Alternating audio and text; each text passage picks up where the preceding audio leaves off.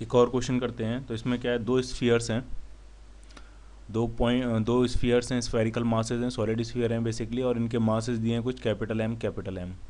इसका भी mass capital M, इसका भी मास कैपिटल एम। और एक इक्विलेटरल ट्राइंगल है, उसके दो कॉर्नर्स पे ये दोनों मासेज रखे हुए हैं, और इक्विलेटरल ट्राइंगल की साइड दी आपको ए।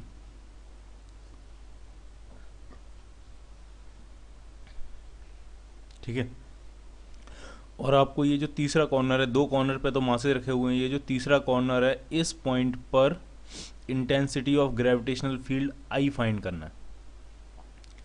ग्रेविटेशनल फील्ड तो होगा ही, इसका भी ग्रेविटेशनल फील्ड होगा, इसका भी ग्रेविटेशनल फील्ड होगा, तो जो टोटल ग्रेविटेशनल फील्ड होगा उसकी जो इंटेंसिटी है वो कितनी होगी, वो आपको फाइंड करनी है। ठीक है, तो कुछ चीज़ें अभी तक हमने देखी कि पॉइंट मास, अगर कोई पॉइंट मास हो, मान लिया स्मॉल एम पॉइंट मास है, तो उसकी वजह से आर डिस्टेंस पे जो इंटेंसिटी ऑफ ग्रेविटेशनल फील्ड होती है, यहाँ पे जो आई होती है, उसका फॉर्मूला होता है G M upon R square.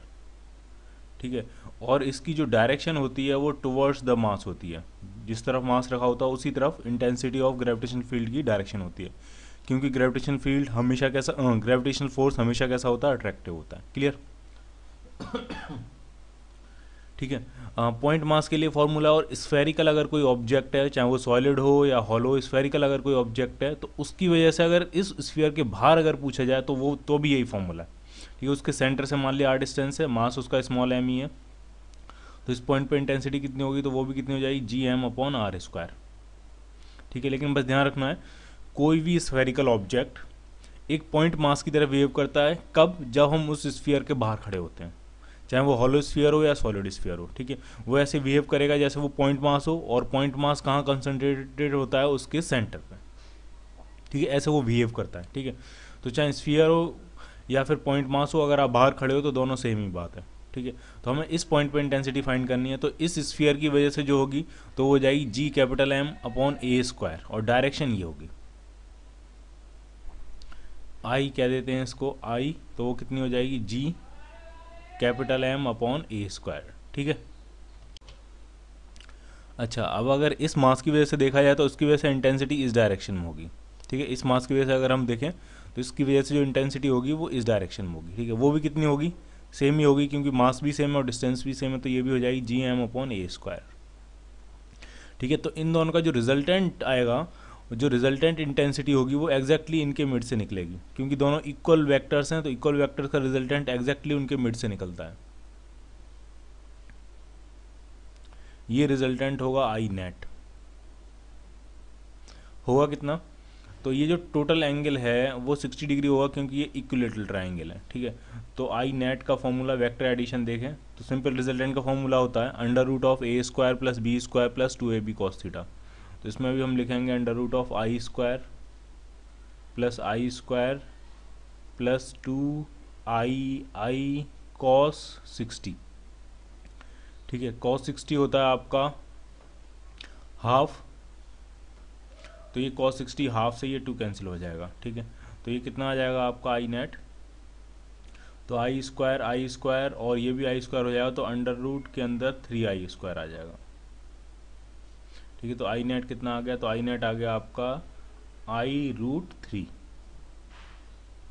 आई की वैल्यू कितनी है, G M over a square. ठीक है, तो जो नेट इंटेंसिटी मिलेगी उस पॉइंट पे, तो वो मिलेगी √3 times G M capital M over a square. ये होगी उस पॉइंट पे नेट ग्रेविटेशनल फील्ड की इंटेंसिटी, और किस डायरेक्शन में होगी, तो exactly mid point, sorry exactly mid से निकलेगी। ठीक है, एंगल को बाइसेक्ट करती हुई निकलेगी, क्योंकि दोनों जो वेक्टर्स हैं वो इक्वल हैं। जब इक्वल वेक्टर्स होते हैं तो रिजल्टेंट एग्जैक्टली मिड से पास करता है। क्लियर? ठीक है, तो अब आगे पढ़ते हैं ग्रेविटेशनल पोटेंशियल। ठीक है, तो आपको इसको ढंग से समझना है, इसकी डेफिनेशन को, काफ़ी इंपॉर्टेंट है वो। ठीक है, तो अगर पूछा जाए किसी भी पॉइंट का ग्रेविटेशनल पोटेंशियल कितना होगा। ठीक है, मान लिया पॉइंट है पी, और आपसे पूछा जा रहा है कि what is the gravitational potential eight point P. Potential को हम वी से रिप्रेजेंट करते हैं, वी से, और ये पॉइंट पी का आपसे ग्रेविटेशनल पोटेंशियल पूछा जा रहा है। ठीक है, तो ये डिफाइन कैसे किया गया है, तो ये डिफाइन ऐसे किया गया है कि ग्रेविटेशनल, किसी भी पॉइंट का ग्रेविटेशनल पोटेंशियल क्या होता है, तो वो होता है work done by external agent. ठीक है, एक्सटर्नल एजेंट का वर्क डन। ठीक है, किस में, इन ब्रिंगिंग ए यूनिट मास, ठीक है, 1 kg का मास होगा, in bringing a unit mass from infinite to that point, ठीक है, इन्फिनिटी से लेकर इन्फिनिटी से उस पॉइंट तक हम 1 kg का मास लेके आएंगे, ठीक है। और इस मास को लाने में जो work done by external agent होगा, एक्सटर्नल एजेंट जो वर्क करेगा इन्फानाइट से उस पॉइंट तक 1 kg मास लाने में, वो जो वर्क डन ही होगा वही हो जाएगा किसके बराबर, न्यूमेरिकली किसके बराबर होगा, पोटेंशियल एट दैट पॉइंट। फिर से समझ लो आप, किसी भी पॉइंट का पोटेंशियल क्या होता है, तो वो होता है work done by external agent, ठीक है।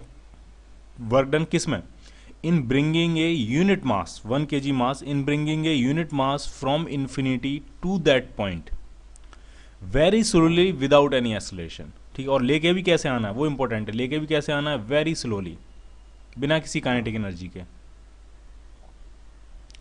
Without any acceleration, without any, ये नहीं एक्सेलरेट करते हुए नहीं लाना है, एक्सेलरेट करते हुए लाओगे तो उसकी स्पीड बढ़ती जाएगी तो बहुत ज़्यादा स्पीड हो जाएगी यहाँ तक पहुँचते पहुँचते, ठीक है। बहुत स्लोली लेके आना है, हर मोमेंट पे टोटल एक्सेलरेशन कितना होगा उसका 0, ठीक है। कांस्टेंट वेलोसिटी से, बहुत कम वेलोसिटी से बहुत धीमे धीमे चलता चला आएगा, विदाउट एनी एक्सेलरेशन, ठीक है। तो फिर से रिपीट कर दे रहा हूँ, the gravitational potential at a point is defined as work done by external agent in bringing a unit mass from infinity to that point very slowly and without any acceleration. Clear? तो आपको note down कर लेना है, gravitational potential at a point is defined as the amount of work done in bringing a unit mass from infinity to that point, और कैसे लेके आना है वो इंपॉर्टेंट है, very slowly without any acceleration, ठीक है, very slowly without any acceleration, ठीक है। अब इसमें 2 इंपॉर्टेंट पॉइंट हैं, डिस्कस कर सकते हो आप उन्हें, कि हम इन्फानाइट से क्यों लेके आते हैं, कहीं और से क्यों नहीं लेके आते हैं, इन्फिनिटी क्यों, ठीक है, इन्फिनिटी से ही क्यों लेके आते हैं, ठीक है। तो इन्फिनिटी से इसलिए लेके आते हैं कि जब भी हम पोटेंशियल लिखेंगे या ग्रेविटेशनल पोटेंशियल एनर्जी लिखेंगे, किसी भी तरह का कोई भी पोटेंशियल अगर हम लिखेंगे तो हमें हमेशा एक रेफरेंस लेना होता है, उस रेफरेंस के रिस्पेक्ट में हम किसी भी पॉइंट का पोटेंशियल या पोटेंशियल एनर्जी किसी भी स्टेट की लिख सकते हैं, ठीक है। तो वो रेफरेंस क्या होगा, तो वो रेफरेंस हमने इन्फिनाइट ले लिया है, यानी अगर कोई ऑब्जेक्ट इन्फिनाइट पे होता है तो उसकी पोटेंशियल एनर्जी या उसका ग्रेविटेशनल पोटेंशियल कितना मानेंगे हम, 0, ठीक है। इन्फिनिटी को हमने क्या लिया है, एज ए रेफरेंस, ध्यान रखना है आपको, अगर कोई मास अगर इन्फिनिटी पे है तो उसका जो ग्रेविटेशनल पोटेंशियल होगा वो हम कितना लेंगे, 0 लेंगे, ठीक है। तो इसीलिए हम किसी भी मास को कहाँ से लेके आएंगे, इन्फिनिटी से लेके आएंगे, क्लियर। इन्फिनिटी हमने क्या माना, एज ए रेफरेंस। और वेरी स्लोली क्यों लेके आते हैं तो वेरी स्लोली इसलिए लेके आते हैं ताकि जो एक्सटर्नल एजेंट वर्क डन कर रहा है, ढंग से समझना, वर्क डन पूरा पोटेंशियल के बराबर तब होगा जब उसकी काइनेटिक वाला टर्म 0 होगा, वरना अगर आप मूवमेंट करा रहे हो तो आपका जो वर्क डन, अगर आप तेजी से मूवमेंट करा रहे हो तो जो वर्क डन है उसका कुछ पार्ट तो पोटेंशियल में जाएगा और कुछ पार्ट काइनेटिक में चला जाएगा। हम नहीं चाहते कि उसका कोई भी पार्ट काइनेटिक में जाए, जब काइनेटिक वाला पार्ट 0 होगा तभी तो पोटेंशियल किसके बराबर हम लिख पाएंगे, work done by external agent के बराबर, ठीक है। इसलिए हम उसको कैसे लेके आते हैं, very slowly without any acceleration, ताकि जितना भी एक्सटर्नल एजेंट वर्क करे वो सारा ग्रेविटेशनल पोटेंशियल एनर्जी की फॉर्म में जाके स्टोर हो जाए, ठीक है, क्लियर। कोई भी उसका पार्ट किस में ना यूज हो, काइनेटिक की फॉर्म में, ठीक है। तो इसीलिए इसको कैसे लेके आते हैं, वेरी स्लोली, ठीक है। तो ये आपको ध्यान रखना है, ये डेफिनेशन बहुत इंपॉर्टेंट है, इसी पे बेस्ड बहुत सारे क्वेश्चंस होंगे, ठीक है, ध्यान रखना है। ग्रेविटेशनल पोटेंशियल क्या होता है, इन्फिनाइट से यूनिट मास को, और कैसे लेके आते हैं हम, स्लोली विदाउट एनी एक्सेलरेशन, ठीक है। लाने में जो work done by external agent होता है वही उस पॉइंट का ग्रेविटेशनल पोटेंशियल हो जाता है, ठीक है। अगर ग्रेविटेशनल पोटेंशियल की अगर यूनिट और डायमेंशन फॉर्मूला देखा जाए तो आपको ढंग समझना है, ग्रेविटेशनल पोटेंशियल जो है वो वर्क डन है, लेकिन वर्क डन है किसको लाने में, यूनिट मास को लाने में। तो बेसिकली जो ग्रेविटेशनल पोटेंशियल है वो है work done per unit mass, ठीक है। Work done by external agent है पर यूनिट मास, क्योंकि हम यूनिट मास को लेके आ रहे हैं, तो इसकी जो यूनिट आएगी वो हो जाएगी जूल्स पर केजी, वर्क डन की यूनिट जूल्स होगी और unit mass per unit mass को लाने में तो जूल्स पर केजी, ठीक है। डायमेंशनल फॉर्मूला क्या बन जाएगा, तो वर्क डन का होता है फोर्स इंटू डिस्प्लेसमेंट, तो वो शायद होता है ml2t-2। ये तो वर्क डन की डायमेंशनल फार्मूला, और kg है तो उसका m, तो इसका जो डायमेंशन फार्मूला आया वो आया L2t-2। क्लियर? ठीक है, तो ग्रेविटेशनल पोटेंशियल के लिए एक एक्सप्रेशन फाइंड कर लेते हैं। Gravitational potential at a point, किसी एक पॉइंट पर ग्रेविटेशनल पोटेंशियल फाइंड करेंगे, किसकी वजह से? Due to a point mass. Point mass हो सकता है या वो स्फेरिकल मास हो सकता है। ठीक है, अगर जिस पॉइंट पे हम ग्रेविटेशनल पोटेंशियल फाइंड कर रहे हैं अगर वो उसके बाहर है तो स्फेरिकल मास हो या पॉइंट मास हो, एक ही बात है दोनों। ठीक है,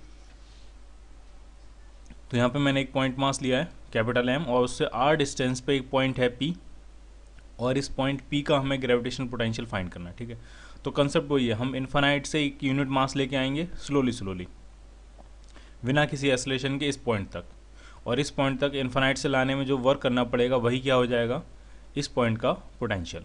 ठीक है, तो मान लिया यहाँ पे कहीं इन्फिनिटी होगा, और इन्फिनिटी से हम लेके आ रहे हैं स्लोली इसको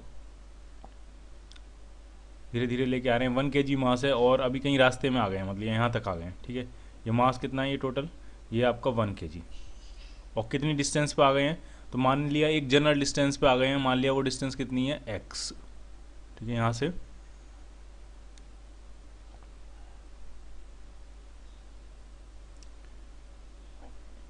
ठीक है, एक जनरल डिस्टेंस, कोई भी एक जनरल डिस्टेंस ले लेते हैं, एक वेरिएबल डिस्टेंस है, और ये डिस्टेंस कितनी है? x। ठीक है, और थोड़ा और मूव करेंगे आगे। ठीक है, तो इसमें ढंग से समझना हम वर्क डन फाइंड कैसे करेंगे। ठीक है, हम इन्फानाइट से लेके आ रहे हैं इस पॉइंट तक। ठीक है, पॉइंट P तक। ठीक है, अभी कहीं रास्ते में कितना डिस्टेंस है अभी दोनों मासेस के बीच में? वो है डिस्टेंस x। ठीक है, अब इसको थोड़ा सा और डिस्प्लेसमेंट देंगे आगे की तरफ, थोड़ा सा और डिस्प्लेसमेंट देंगे इसको आगे की तरफ, और उस डिस्प्लेसमेंट को देने में कितना वर्क डन होगा वो फाइंड करेंगे, और फिर उस टोटल वर्क डन निकालने के लिए उसी को इंटीग्रेट कर देंगे। ठीक है, तो पहले से फोर्सेस देखते हैं कौन कौन से फोर्स लग रहे होंगे। ठीक है, तो ये 1 kg है और ये कैपिटल M है, तो इनके बीच में अट्रैक्शन का फोर्स होगा, फोर्स ऑफ अट्रैक्शन, वो इस तरफ लग रहा होगा। ग्रेविटेशनल फोर्स कह देते हैं उसको, कितना होगा वो? Fg। तो अभी डिस्टेंस x है, एक मास कैपिटल M है, एक मास 1 kg है, तो g m1 कैपिटल M है, m2 1 है, अपॉन डिस्टेंस कितनी है? x का स्क्वायर। ठीक है, तो इतना ग्रेविटेशनल फोर्स लग रहा होगा। ठीक है, इस फोर्स की वजह से ये एसलेट होना चाहेगा, लेकिन हमें इसको कैसे लेके आना? Very slowly. तो जो एक्सटर्नल एजेंट फोर्स लगाएगा वो इस डायरेक्शन में लगाएगा, इसको ढंग से समझो आप। एक्सटर्नल एजेंट चाहता है कि ये इस तरफ मूव करे। ठीक है, अगर एक्सटर्नल एजेंट कोई भी फोर्स न लगाए, जस्ट यहाँ से छोड़ ही दे, तो अभी ये इस तरफ मूव कर जाएगा। क्यों मूव कर जाएगा? ग्रेविटेशनल अट्रैक्शन की वजह से। ये जो कैपिटल M है इसको अट्रैक्ट कर लेगा तो ये मूव करता जाएगा। ठीक है, लेकिन जब ये मूव करेगा, फोर्स के अंडर मूव करेगा, तो ये एसलेट होता जाएगा। एसलेट होता जाएगा तो इसकी काइनेटिक एनर्जी, इसकी वेलोसिटी इंक्रीज होती जाएगी। ठीक है, हमें इसे एसलेट नहीं कराना, मूव तो कराना है, लेकिन हम ये नहीं चाहते कि ये एसलेट हो। ठीक है, ये कांस्टेंट वेलोसिटी से मूव करे, बहुत कम वेलोसिटी से मूव करे। ठीक है, हम चाहते हैं इसका एसलेशन हर पॉइंट पे कितना हो? 0। तो एसलेशन 0 होने के लिए फोर्स 0 होना सबसे ज़्यादा ज़रूरी है। ठीक है, तो जब ग्रेविटेशनल फोर्स इस तरफ लग रहा है, तो एक्सटर्नल एजेंट अपना फोर्स कहाँ लगाएगा? इस तरफ। फोर्स तो इस तरफ लगाएगा, लेकिन मूव वो इधर ही होने देगा इसको। ठीक है, मूव कहाँ होगा? मूव वो इस तरफ ही होगा। ठीक है, कितना मूव हो गया? मान लिया अभी थोड़ा सा डिस्प्लेसमेंट देते हैं इसको, इस तरफ मूव हुआ है, ये small displacement, very small displacement. ठीक है, इस वेरी स्मॉल डिस्प्लेसमेंट ये होगा कितना? तो वो जरा आप ढंग से समझो, यहाँ पे वेरिएबल क्या है? x। ठीक है, तो ये जो स्मॉल पार्ट है इसका, तो उसको हम लिख सकते हैं dx, वेरी स्मॉल डिस्प्लेसमेंट। ठीक है, वो कितना? dx। ठीक है, अच्छा एक चीज़ और समझना है आपको, ये dx नहीं होगा, ये बेसिकली माइनस dx होगा। माइनस इसलिए होगा क्योंकि जो x की डायरेक्शन है वो इस तरफ है। ठीक है, और जो हम स्मॉल डिस्प्लेसमेंट दे रहे हैं उसकी डायरेक्शन इस तरफ है। ठीक है, तो अपोजिट वेक्टर हो गया, तो इसलिए मैंने इस पर क्या लगाया? Minus dx। क्लियर? अच्छा एक चीज़ और समझो, हम ये चाहते हैं कि बिना एसलेशन से मूव करें, यानी किसी भी पॉइंट पर अगर आप देखोगे तो एसलेशन कितना होगा? 0। तो एसलेशन तभी 0 हो सकता है जब ये दोनों फोर्स एक दूसरे को बैलेंस कर रहे हैं, यानी जो एक्सटर्नल एजेंट फोर्स लगाएगा वो भी कितना लगाएगा? वो भी लगाएगा g कैपिटल M इंटू 1 छोड़ देते हैं, into x square upon x square. ठीक है, थोड़ा सा डिस्प्लेसमेंट, थोड़ा सा इसको खिसकाया हमने आगे की तरफ, कितना डिस्प्लेसमेंट है? Minus dx। ठीक है, तो वर्क डन कितना हो जाएगा? Work done by external agent. तो जब स्मॉल डिस्प्लेसमेंट स्मॉल है तो वर्क डन भी स्मॉल होगा। तो इसको DW लिख देते हैं, work done by external agent. कितना होगा, तो वो था फोर्स इंटू डिस्प्लेसमेंट। अब जरा ढंग से देखना, वर्क डन का फॉर्मूला होता है F into F dot S, और डॉट प्रोडक्ट हटाएं तो लिख सकते हैं एफ एस कॉस थीटा।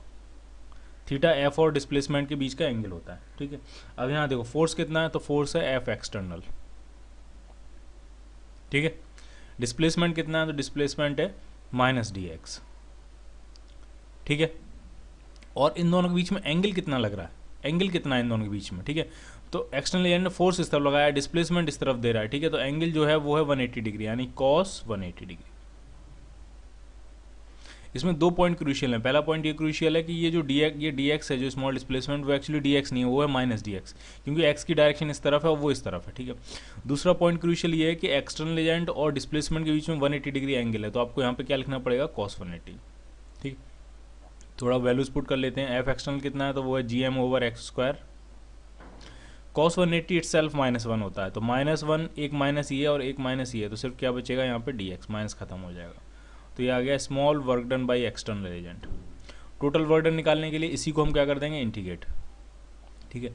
जो टोटल वर्क डन आएगा डब्ल्यू एक्सटर्नल हो जाएगा integration G M over X square into D X. अब बस आप लिमिट्स देख लो, वो इंपॉर्टेंट है। हम इसको कहाँ से लेके आ रहे हैं, इन्फिनिटी से, ठीक है। तो हम इस पॉइंट से लेके आ रहे हैं, यहाँ पे था सबसे पहले 1 kg मास, और फाइनली हमें उसको कहाँ तक पहुँचाना है, उसको यहाँ तक पहुँचाना है 1 kg मास को, ठीक है। इनिशियल स्टेज में जब 1 kg मास यहाँ होगा तब x की वैल्यू कितनी होगी, तो x तो इन्फिनिटी होगा, क्योंकि यहाँ से लेकर यहाँ तक जो सेपरेशन है वो कितना है आपका, इन्फिनिटी, ठीक है। तो इनिशियल जो x की वैल्यू होगी वो कितनी होगी आपकी, इन्फिनिटी, ठीक है। और जब 1 kg मास यहाँ पहुँच जाएगा पॉइंट P पे, तब x की वैल्यू कितनी होगी, तब x तो सिर्फ इतना होगा, तो वो इटसेल्फ किसके बराबर हो जाएगा, r के बराबर, ठीक है। जब 1 kg मास यहाँ आ जाएगा फाइनल पोजीशन पे, तब x कितना होगा, तो x सिर्फ इतना होगा, तो वो कितना हो जाएगा आपका r। तो लिमिट जो आएंगी वो इन्फिनिटी से लेकर r तक। बस इंटीग्रेट कर देते हैं, जी एम कॉन्स्टेंट है, 1/x² का इंटीग्रेशन हो जाएगा -1/x, लिमिट्स इन्फिनिटी से लेकर r तक। वैल्यूज पुट कर देते हैं फटाफट, इसमें माइनस बाहर ले लेते हैं, तो माइनस जी एम 1/x बचा, तो 1/r माइनस 1/इन्फिनिटी। 1/इन्फिनिटी ऑलमोस्ट 0 होता है, तो work done by external agent कितना आ गया आपका, तो वो आ गया -GM/r। अब एक चीज़ जस्टिफाई कर लेते हैं, नेगेटिव साइन। एक्सटर्नल एजेंट का वर्क डन नेगेटिव आना ही चाहिए था। क्यों आना चाहिए था, क्योंकि वो फोर्स लगा रहा था इस तरफ और डिस्प्लेसमेंट हो रहा था इस तरफ। जब फोर्स और डिस्प्लेसमेंट अपोजिट होते हैं तो वर्क डन जो होता है वो नेगेटिव आता है, ठीक है। इसलिए यहाँ पर वर्क डन क्या आया, नेगेटिव, ठीक है। और जो वर्क डन है वो वर्क डन है यूनिट मास को कैरी करने के लिए, तो वही क्या हो जाएगा आपका, पॉइंट P का पोटेंशियल। तो पॉइंट P का पोटेंशियल भी कितना हो जाएगा, तो फॉर्मूला क्या बन गया, -GM/r, units joules per kg, ठीक है। तो अब आपको ध्यान रख लेना है किसी भी पॉइंट मास की वजह से r डिस्टेंस पे जो पोटेंशियल होता है वो कितना होता है, -GM/r, ग्रेविटेशनल पोटेंशियल, ठीक है। पोटेंशियल वर्क डन है, तो वर्क डन एक स्केलर क्वांटिटी होती है, तो पोटेंशियल कैसी क्वांटिटी है, स्केलर। स्केलर की तरह ऐड और सब्ट्रैक्ट हो जाएगा, ये सिंपल, ठीक है। तो आपको बस इसको याद ही कर लेना है। एक पॉइंट मास है क्या, स्मॉल m अगर है और डिस्टेंस यहाँ पे मान लिया r है, तो इस पॉइंट का पोटेंशियल कितना हो जाएगा, तो वो जाएगा -GM/r, ठीक है। Clear. Intensity of gravitational field का फॉर्मूला क्या था, तो वो था GM/r², और ये वेक्टर था और इसकी डायरेक्शन टुवर्ड्स मास होती थी, ठीक है। अगर मास यहाँ रखा है तो इसकी डायरेक्शन इस तरफ हो जाएगी, ठीक है। तो ये दोनों फॉर्मूले आपको ध्यान रखने हैं। Intensity of gravitational field GM/r² और ग्रेविटेशनल पोटेंशियल -GM/r। ये स्केलर क्वांटिटी है, ये वेक्टर क्वांटिटी है। ये वेक्टर की तरह ऐड होगी, ये स्केलर की तरह ऐड हो जाएगा। एक एग्जाम्पल करते हैं। इसमें क्या है, मान लिया ये 6 मासेज हैं और ये रेगुलर हेक्सागन के कॉर्नर्स पे रखे हुए हैं, ठीक है। सबका मास मान लिया कह देते हैं कैपिटल M है, सारे मासेज कैपिटल M है।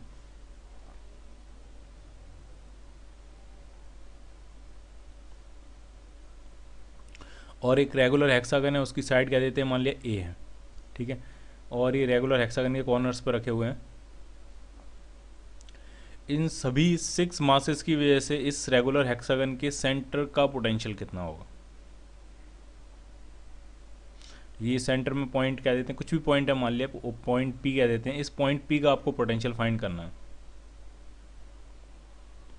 ठीक है, ये फाइंड करना है आपको इस रेगुलर हेक्सागन की वजह से। ठीक है, तो सबसे पहले आपको ये क्लियर होना चाहिए कि ये डिस्टेंस कितनी होगी, किसी भी एक मास से डिस्टेंस कितनी होगी, क्योंकि जो एक मास से डिस्टेंस होगी वही डिस्टेंस सभी मासेस से होगी, क्योंकि ये सिमेट्रिक सिचुएशन है, तो वो होगी कितनी। ठीक है, तो ढंग से देखना है। अगर मैं यहाँ से इस पर परपेंडिकुलर ड्रॉ करूँ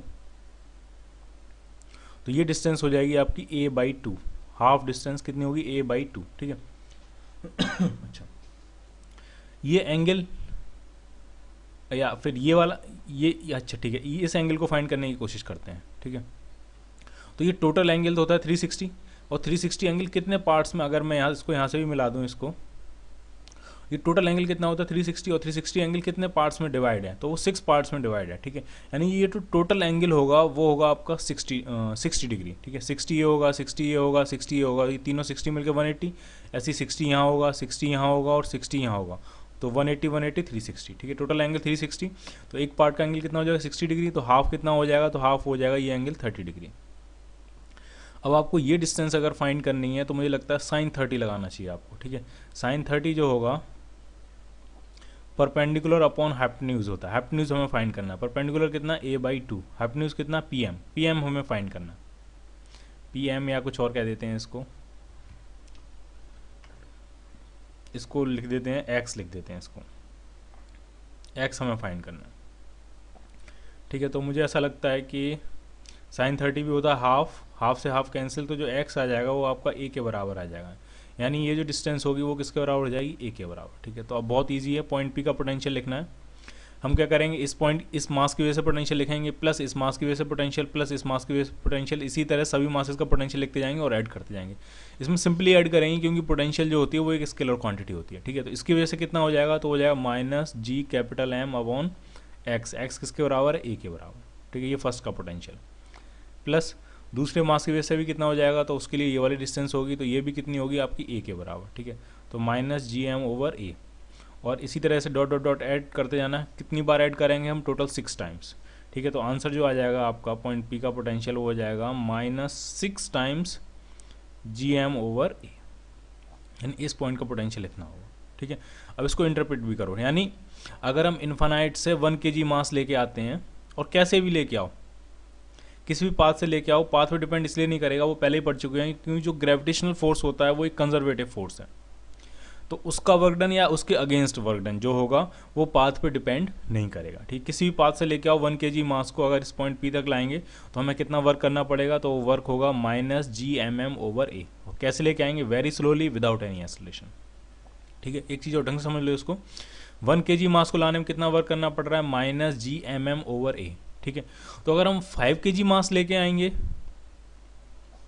5 kg मास लेके आएंगे तो कितना वर्क करना पड़ेगा, तब जो work done by external agent हो जाएगा वो हो जाएगा 1 kg मास को लाने में वर्क डन, जिसको हम पोटेंशियल कहते हैं, इंटू 5। ठीक है, 10 kg मास को लाने में कितना वर्क डन करना पड़ेगा, तो 10 kg मास को लाने में जो वर्क डन करना पड़ेगा वो हो जाएगा 1 kg मास को लाने में वर्क डन इंटू 10। ठीक है, अगर हम कहें कि m0 मास को लाने में कितना वर्क करना पड़ेगा, स्लोली लेके आ रहे हैं विदाउट एनी एक्सेलरेशन, तब जो work done by external agent हो जाएगा वो हो जाएगा 1 kg मास को लाने में वर्क डन, जिसको हम पोटेंशियल कहते हैं, इनटू m0। ठीक है, तो ये कंसेप्ट जो है वो आपको ध्यान रखना है। कोई पूछेगा कि यहाँ से इन्फानाइट से हम यहाँ तक लेके आ रहे हैं, बताओ इतने kg मास को लेके आ रहे हैं, कितना वर्क करना पड़ेगा, तो पहले आप वर्क निकालो 1 kg मास को लाने में। ठीक है, और उसी को हम क्या कहते हैं, पोटेंशियल। पोटेंशियल का फॉर्मूला अब हमारे पास है पॉइंट मासेस की वजह से। ठीक है, तो पोटेंशियल निकालो और उसमें जो भी मास है उसको उससे मल्टीप्लाई कर दो आप। ठीक है।